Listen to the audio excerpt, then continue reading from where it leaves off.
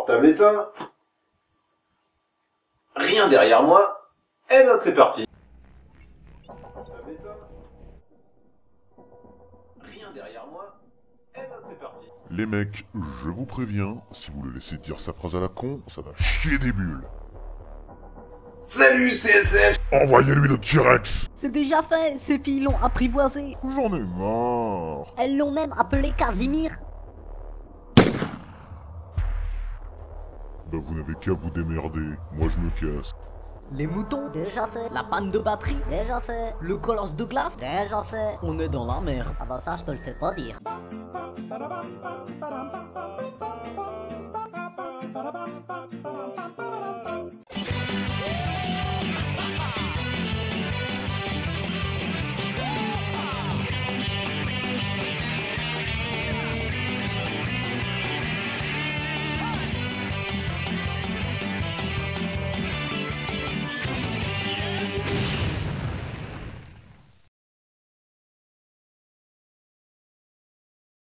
Salut CSF. Et ça fait 5 ans que je squatte sur ton écran.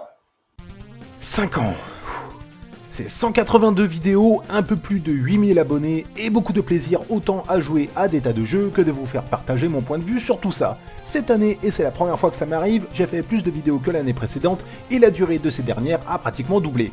C'est bien évidemment plus de travail, mais c'est aussi encore plus de satisfaction quand je vois que ça sert vraiment à quelque chose. Cette année, j'aurais réussi à convaincre pas mal de joueurs de la qualité de certains jeux, et j'aurais aussi réussi à rappeler tout plein de bons souvenirs à d'autres avec des vidéos comme celle sur Doom, ou celle sur les magazines de jeux vidéo, qui fait forcément partie de mes préférés. Pour ceux qui ne le savent pas encore, à chaque anniversaire, j'aime bien revenir un peu sur le passé et parler de jeux qui m'ont marqué en bien ou en mal. Avant, je prenais les jeux vus durant l'année en cours, mais comme mon rendement est assez faible, c'est idiot de parler de jeux sur lesquels je me suis déjà bien étalé il n'y a pas si longtemps que ça. Cette année, pour démarrer, j'ai envie de vous parler de jeux pour lesquels je ne ferai très certainement jamais de vidéo. Pourquoi ? Eh bien la vie vous joue parfois de sales tours. Sur le forum Blork, alors qu'on parlait de ce qui nous était arrivé en 2011, j'avais fait référence à un énigmatique événement pas spécialement réjouissant sans m'étaler plus que ça dessus. De retour d'un petit week-end en famille, il y a quelque temps de ça, nous avons eu la tristesse de découvrir que notre maison avait été cambriolée et que les personnes qui s'étaient introduites chez nous avaient non seulement foutu le bordel de partout, parce que normalement c'est un peu rangé, mais qu'elles avaient en plus embarqué tout ce qu'il y avait à prendre et qui se revendait facilement. Au revoir les consoles, au revoir ma collection de jeux, au revoir les DVD et au revoir les Blu-ray. Fort heureusement, les cambrioleurs ont eu la politesse de nous laisser les factures et nous avons pu obtenir un dédommagement auprès de notre assurance. Même si sur le coup, ça m'a clairement fait mal au cœur, surtout pour le côté affectif que j'avais pour certains jeux, je me suis dit après que ce n'était rien d'autre qu'un vilain coup du destin et que malgré tout, il valait mieux ça plutôt que je sois tombé nez à nez avec les méchants à ce moment, parce que risquer sa vie pour des jeux vidéo... Non, vraiment non. Mine de rien, voyons tout de même que ça avait eu un petit impact sur mon moral, c'est de ma compagne qu'est venue la surprise. Attendez, là je comprends pas, là... Vous l'aviez pas déjà acheté la semaine dernière, celui-là ? Ta gueule. Alors que de mon côté, je n'avais racheté que les basiques avec quelques jeux qui me plaisaient vraiment, elle a écumé tout un tas de sites internet pour retrouver tous les jeux sur lesquels j'avais passé du temps et qui m'avaient marqué d'une façon ou d'une autre. Un jour, elle m'a offert une boîte immense contenant je ne sais plus combien de jeux, ils y étaient pratiquement tous, même Monster Hunter 3, le jeu qu'elle déteste parce que j'y passe des nuits complètes. 9 ou d'occasion, j'ai pu retrouver la plupart de mes jeux. C'est marrant car il aura fallu 7 mésaventures pour réaliser à quel point j'avais envie de jouer à certains d'entre eux. Forcément, il y a eu quelques loupés. Par exemple, elle n'a pas retrouvé Hulk l'incroyable. Ouais. Alors, elle l'a remplacé par Spider-Man 3. Ouais. Mais bon, ça arrive à tout le monde de se tromper, même au meilleur. Du côté de la grosse interrogation, les cambrioleurs ont tout pris, sauf Trauma Center et les notices de 2 jeux. Les mecs, ils ont ouvert les boîtes, ils ont enlevé les notices, ils les ont posées, et ils sont partis avec le jeu. Faut être con. Malgré tout, certains jeux sont passés à la trappe, soit je n'ai pas jugé utile de les racheter, soit je ne les ai pas retrouvés. Et c'est de certains de ces jeux que je vais vous parler maintenant. Autant à une époque, les gonzesses ne servaient qu'à se faire kidnapper dans les jeux vidéo, autant après l'avènement de Lara Croft, leur statut a considérablement changé. C'est marrant parce que pendant longtemps, les développeurs ne leur ont pas vraiment accordé d'importance, les condamnant à être des imbéciles tout juste bonnes à se faire kidnapper à chaque fois. Mais voilà, elles sont revenues en force et ont tapé du poing sur la table. On ne va pas faire la liste de tous les jeux marquants qui ont eu une nana comme personnage principal parce que sinon il y aura du boulot, mais moi de mon côté j'avais acheté Mirror's Edge, Heavenly Sword et Bayonetta. Pas parce que c'était à chaque fois une héroïne avec un côté sexy méchamment assumé, mais plus parce que dans les trois cas le jeu m'intéressait. Mirror's Edge, sincèrement, j'adorerais me le reprendre. C'est l'un des premiers jeux dont j'avais entendu parler sur PS3, et même si je ne suis pas trop fan des FPS, le côté nouveau de l'expérience, la façon d'aborder les niveaux et le style graphique me plaisaient vraiment. Je pourrais le reprendre, mais vu la race de jeu que j'ai déjà en attente, je me vois mal m'en prendre un de plus si c'est pour ne pas y jouer du tout. Eh oui, parce que je suis toujours dans le trip du un jeu commencé, un jeu fini. Mirror's Edge, c'est un peu un dommage collatéral, et c'est bien un dommage car j'aurais vraiment aimé l'essayer.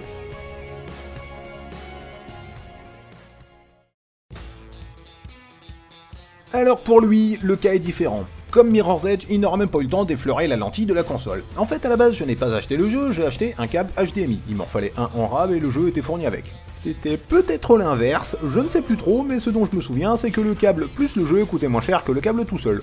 Donc voilà. Alors le jeu, je ne peux pas trop le juger. En revanche, Third, lui, il a écrit à son sujet un article assez méchant sur le forum Blork. En gros, l'héroïne est antipathique au possible, le jeu se prête des ambitions qu'il n'atteint jamais, la jouabilité pose souvent problème, et on a surtout le sentiment de jouer à un jeu qui n'est pas fini. Alors moi, quand quelqu'un me dit ça au sujet d'un jeu, et que c'est quelqu'un qui connaît bien mes goûts et en qui j'ai confiance à ce sujet, bah je passe mon chemin, même si la bande-son tue sa mère tellement elle est bonne. Il n'y aura donc aucune séance de rattrapage pour Wet, et je ne pense pas que ce soit un mal.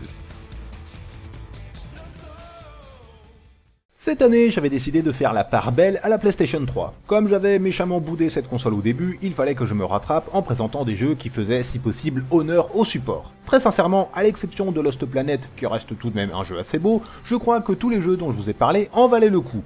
Alors forcément, beaucoup de spectateurs m'ont demandé si je laissais tomber les autres consoles pour autant. Bien sûr que non. J'aurais même adoré vous présenter Cold Fear, qui était une sorte de Resident Evil 4, mais visité par Ubisoft. Le décor planté au début avait de quoi vous foutre les pétoches comme rarement, le jeu fourmillait de passages comme les amateurs de sueur froide en raffolent, et il se laissait jouer sans problème. Il n'a malheureusement pas eu le succès qu'il méritait, et c'est bien dommage car il n'avait justement pas à rougir devant son concurrent direct. Même si je le retrouvais, je ne le reprendrai pas. Avec la vidéo sur Fear, je pense que vous avez compris que les jeux à sensation ne m'attirent plus comme avant, et non, malgré mon âge avancé, je n'ai pas encore de pacemaker, et je vous emmerde.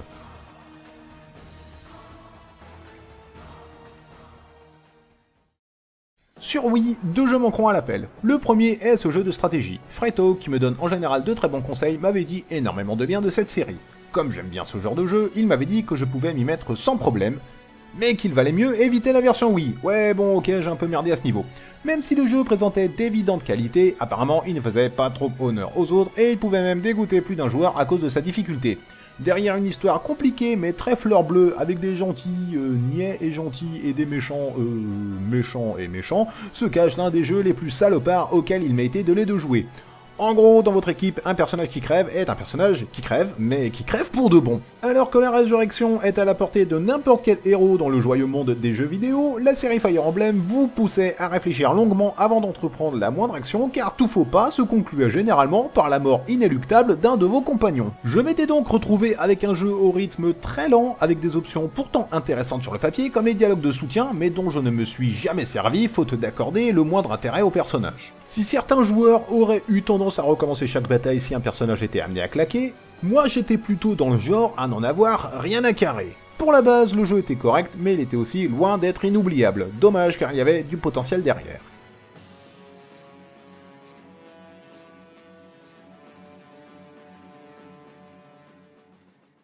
Comme je n'avais à l'époque pas de jeu de baston correct sur ma Wii et ne pouvant décemment pas catégoriser Super Smash Bros Brawl comme un jeu correct, je m'étais mis en quête d'un jeu qui sortait un peu de l'ordinaire. En termes de jeux de baston, à mes yeux, il y a Capcom pour les 16 bits, Namco pour les 32 bits, et puis il y a le reste. Oui, c'est carrément pas cool de ma part de dire ça, mais je me suis toujours bien éclaté avec la série Street Fighter, alors que les jeux peut-être plus techniques mais demandant aussi plus d'implication, comme par exemple Mortal Kombat, ont généralement eu très vite raison de ma patience. Ceci ne remet bien évidemment aucunement en cause leur qualité, c'est juste que moi je n'adhérais pas. Guilty Gear XX Accord, ou quelle que soit la façon dont on le prononce, a pour lui une renommée qui force au respect. Je ne connaissais pas vraiment la série, mais j'en avais entendu parler en bien, et un peu de nouveauté, ça fait de mal à personne.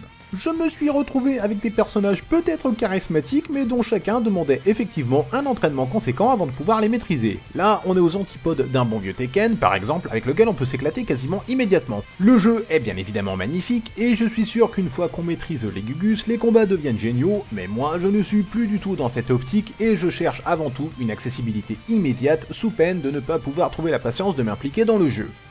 Bon, là je dis ça, mais j'ai quand même fait la méga giga connerie d'acheter Virtua Fighter 5 sur PS3, et quand j'ai vu la tronche des coups spéciaux, je me suis dit que je suis vraiment un gros boulet. Ceci étant dit, parmi les jeux qui ont disparu, il y en a quand même que je n'aimais pas, mais qui me manqueront, comme le détestable Jackie Chan Adventures, que je ne pourrais décemment pas me racheter compte tenu de sa qualité, si on peut encore parler de qualité, mais qui aura tout de même su me retenir quelques heures devant mon écran, le temps nécessaire pour moi de me convaincre du désastre qu'il représentait. En tout cas, depuis, de l'eau a coulé sous les ponts, et je m'en suis finalement plutôt bien remis. Et Poussin, t'as vu ça vaut le coup d'acheter les jeux en double? Un pour jouer, et un en réserve, au cas où. Non? Non? Il faut juste savoir que pas mal de vidéos n'auraient jamais pu voir le jour sans ma compagne, car je ne comptais pas me racheter tous ces jeux aussi vite. À l'époque, Doom était la vidéo en cours, et je l'avais donc considéré comme une priorité. En revanche, ni Fear ni Batman Arkham Asylum n'en faisaient partie, surtout parce que je venais d'acheter Arkham City, donc si vous avez aimé ces vidéos, au moins vous savez qui remercier. Quoi qu'il en soit, et même si je suis resté sur le principe du un jeu commencé égale un jeu terminé ou alors mis de côté sinon je m'énerve, j'en ai tout de même essayé pas mal d'autres durant cette année. Soit il s'agit de jeux occasionnels sur lesquels on peut s'éclater à tout moment, soit de jeux sur portable qui sont forcément à privilégier suivant les situations. Bien évidemment, il y a encore les grands classiques. Cette année, les deux jeux auxquels j'ai le plus joué restent Age of Kings et Monster Hunter 3. D'ailleurs, comme j'ai dû recommencer une sauvegarde sur ce jeu, pour ne pas éveiller les soupçons suite au cambriolage, j'ai poussé le vice jusqu'à refaire la même faute de frappe sur mon pseudo, donc dans ce jeu, je m'appelle Sykesfac. Ouais, ça sonne moins bien je trouve aussi. Mais bon, on ne va pas parler de ces jeux, pour le coup, je préfère aborder en vitesse des jeux dont je n'avais jamais parlé avant, et qui, pour ma part, peuvent valoir le coup. On m'avait fait une remarque assez pertinente. Tous les jeux PS3 vus cette année sont en fait multi-support, c'est-à-dire qu'on peut les retrouver également sur une autre console. En toute franchise, je n'avais même pas fait attention à ça. Moi, je prends les jeux en fonction de ce à quoi j'ai envie de jouer, et après, j'avise par rapport à ce que je peux en dire. On m'avait dit énormément de bien de deux aventures de Nathan Drake, et le petit côté Indiana Jones du héros m'avait plu dès le début. Avant d'entrer de plein pied dans les deux jeux, j'avais jugé utile de commencer par le commencement, à savoir Uncharted Drake's Fortune. Les retours n'avaient pas été très encourageants, et force est d'admettre que même si je me suis bien éclaté avec le jeu, je trouve aussi qu'il comporte quelques lacunes assez énervantes, comme un système de combat pas très au point, et des ennemis dépourvus de cerveau. Les mecs, vous leur tirez parfois en pleine gueule, mais ça ne les dérange pas trop, ils se relèvent et ils continuent à vous sniper comme si de rien n'était. On m'a récemment présenté le jeu comme un jeu popcorn. Un jeu popcorn, c'est comme le popcorn, le vrai. On sait que c'est pas ce qu'il y a de mieux, mais qu'on va quand même se régaler, ça se consomme super vite, et une fois fini, on aimerait toujours qu'il y en ait encore un peu. J'ai fini le jeu en difficulté normale en une petite semaine, j'ai eu le temps de bien m'énerver sur les passages en jet ski, mais j'ai aussi pu apprécier quelques cascades assez impressionnantes, une séquence en jeep très bien foutue, des personnages caricaturaux mais attachants, et un scénario d'une connerie extrême qui place un sous-marin en pleine jungle sans réellement vous expliquer comment il est arrivé là, et qui vous force à résoudre des énigmes pour accéder à des pièces inaccessibles, pour réaliser juste après qu'elles sont infestées de gardes ennemis. Comment ils sont arrivés là? Ça c'est la grande question à laquelle on n'aura malheureusement jamais de réponse. Il faut tout de même savoir que le jeu est interdit au moins de 16 ans, par sa violence clairement affichée, mais aussi, de mon point de vue, par sa dernière partie qui propose un passage survival assez flippant. Sans trop gâcher la surprise pour ceux qui souhaitent se faire le jeu, à la fin, ça lorgne méchamment du côté de Resident Evil et des autres jeux dans le genre. Néanmoins, malgré le côté seul contre tous trop présent par rapport à ce que j'attendais et une certaine répétition dans les décors, le jeu se laisse suivre et on sent qu'il y a moyen d'en faire quelque chose de vraiment bien. À ce jour, je n'ai pas encore commencé la suite, mais là, pour le coup, j'ai vraiment hâte. Heavenly Sword est également l'un des premiers jeux que j'ai vu tourner sur PS3. Il n'avait pas eu de bonnes critiques à l'époque, mais rien que par principe, je voulais l'acheter. Il est malheureusement vrai que malgré un réel potentiel tant au niveau du contexte que de la finition, le jeu présente quelques loupés, et là je fais surtout allusion à toutes ces connasses de missions dans lesquelles on doit shooter des gars de loin en penchant la manette dans le bon sens. Il faut malheureusement reconnaître que leur truc, il est pas au point. Après, pour ma part, je reproche surtout tous les passages en Quick Time Event qui tiennent plus du Dance Dance Revolution que du jeu d'action. C'est sympa à dose homéopathique, mais devoir appuyer sur le bon bouton au bon moment avec une marge d'erreur d'une demi-seconde, au bout d'un moment, ça gave un peu. Petite déception également au niveau des boss fights, avec des finishes tous plus bâclés les uns que les autres. Mention spéciale pour le salopard avec le look du Docteur d'Enfer et la voix de Chandler, je vous laisse imaginer le résultat. Je garde pourtant une bonne impression de ce jeu, surtout grâce à ses environnements magnifiques et grâce à une progression cohérente. Le jeu reste difficile mais largement faisable si on s'accroche un peu. Rien à voir avec Lost Planet par exemple, et pourtant certains niveaux sont assez chauds bouillants. Le jeu ne permet pas de collectionner les inutiles trophées, en revanche, au fur et à mesure de votre progression, vous débloquerez des tas d'illustrations magnifiques, des making-of et un petit dessin animé d'excellente qualité. Il est juste dommage que le gameplay ne soit pas plus agréable que ça, avec des coups qu'on n'utilisera jamais, surtout à cause de ces imbéciles d'ennemis qui passent leur temps à bloquer les coups. Moi qui pensais pouvoir y aller en force en bourrinant comme un porc, ben non, ça marche pas trop avec ce jeu, il faut même carrément utiliser les esquives et les contres à tout bout de champ sous peine de se prendre défaite sur défaite. Enfin, pour tous ceux qui trouvent que l'héroïne est super sexy, il faut tout de même savoir qu'elle a un nom qui fait plus penser à un légume qu'à une héroïne qui a la classe, qu'elle a les cheveux qui se barrent en latte à la moindre cinématique, et qu'elle est complètement siphonnée du bocal puisqu'elle parle souvent toute seule. Donc oui, elle est mignonne, mais seulement quand elle ne dit rien.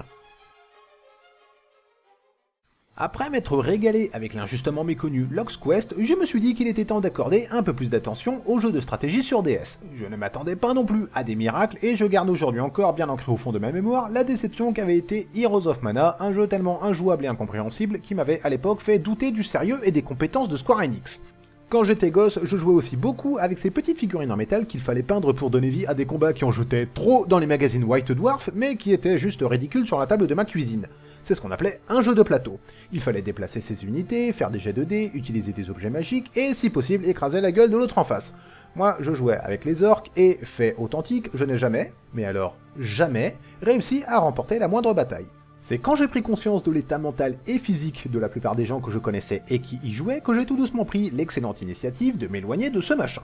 C'est avec un peu de nostalgie que j'ai retrouvé cet univers sur DS. Les premières parties ont été laborieuses, notamment à cause d'une finition faite à la pioche, d'une absence totale de musique durant les affrontements, d'une prise en main délicate et d'une intelligence artificielle qui me faisait clairement comprendre quand je jouais comme un goret. Mais après, je me suis retrouvé avec un tank, des unités armées de lance-roquettes, d'épées tronçonneuses, de fusils sniper, et tout de suite, le jeu est devenu plus marrant. Bon, pour être vraiment sincère, le jeu n'est pas exceptionnel. Je peux même dire que 90% des joueurs le trouveront mauvais, mais si vous aimez le genre et que vous le trouvez sur un marché opus ou en occasion pour moins de 5 €, je suis persuadé qu'il peut vous tenir devant la console au moins pour quelques parties. Pour moi, ça a marché et j'en suis plutôt content.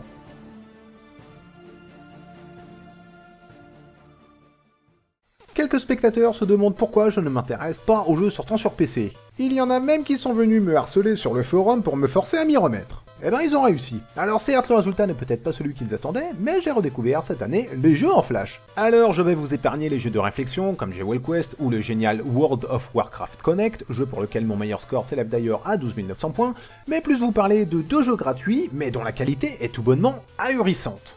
Le premier de ces deux jeux est Abobo's Big Adventure. Pour les jeunes, Abobo, c'est le premier boss que vous rencontrez dans Double Dragon, et pour les vieux, ça doit rappeler bien de mauvais souvenirs. Ben cette fois, on vous donne la possibilité de contrôler ce tas de muscles à travers 8 niveaux et de massacrer toute une vague d'ennemis en laissant le plus de cadavres et de sang que possible derrière vous. Le jeu puise toute son inspiration dans les plus grands classiques de la NES, et des tas de sprites ont été créés spécialement pour donner vie à des situations complètement tarées, comme le petit vieux qui essaye de vous écraser dans le niveau parodiant la légende de Zelda, ou encore le Kirby géant qui vous dégueulera dessus vers la fin du jeu. Les amoureux de la NES se doivent de découvrir cet hommage à l'époque 8 bits.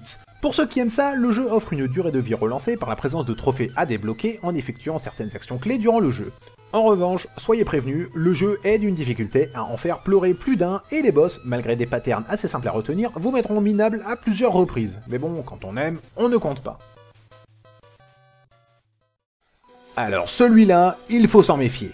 Je ne l'ai découvert que très récemment, et très vite j'ai accroché. Se présentant comme un simple jeu de tir massivement multijoueur avec une petite dimension aventure, le jeu propose un challenge qui lui assure une durée de vie gigantesque. Sans trop rentrer dans les détails, plus vous jouez, plus vous débloquez de nouveaux personnages et donc de nouveaux challenges. Si au début c'est vraiment facile, bien vite vous augmenterez vos statistiques et vous voudrez vous farcir des monstres dignes de votre niveau. C'est là que les choses se compliqueront pour vous, car une fois que votre personnage a clamsé, il est impossible de le faire revenir à la vie. En gros, on n'a qu'une vie, et il faut donc faire super attention à ne pas être trop prétentieux, ou pas trop téméraire, sinon c'est la défaite assurée. Heureusement, les serveurs sont généralement pleins de farouches guerriers, et si parfois vous vous retrouverez seul sans trop savoir pourquoi, généralement vous partirez à l'aventure avec tout plein d'autres gars. Résultat, c'est vite le gros bordel à l'écran, ça pète de tous les côtés, et même si ça énerve toujours autant de crever, on y retourne toujours avec plaisir ou rage, juste pour faire mieux que la fois d'avant. Le jeu est tellement vaste que j'ai l'impression de découvrir sans cesse de nouvelles choses. Le plus impressionnant avec ce jeu reste le fair play de sa communauté. Les joueurs sont très souvent présents pour dépanner les autres et pour leur donner du matos afin de les aider.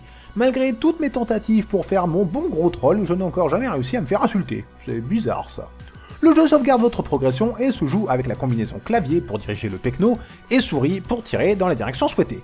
Très sincèrement, avec quelques améliorations, notamment concernant la taille de la fenêtre de jeu et une sélection plus rapide des potions, le jeu mériterait d'être adapté en version payante sur les supports comme le PSN ou le service WiiWare.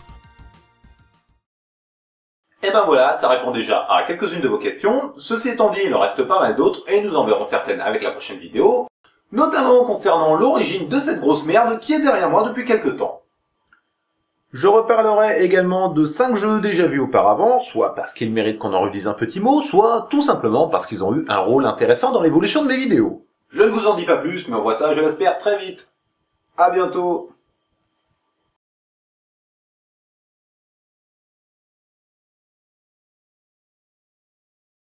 Bah au final, il s'est rien passé. Ouais, on s'est fait du souci pour rien.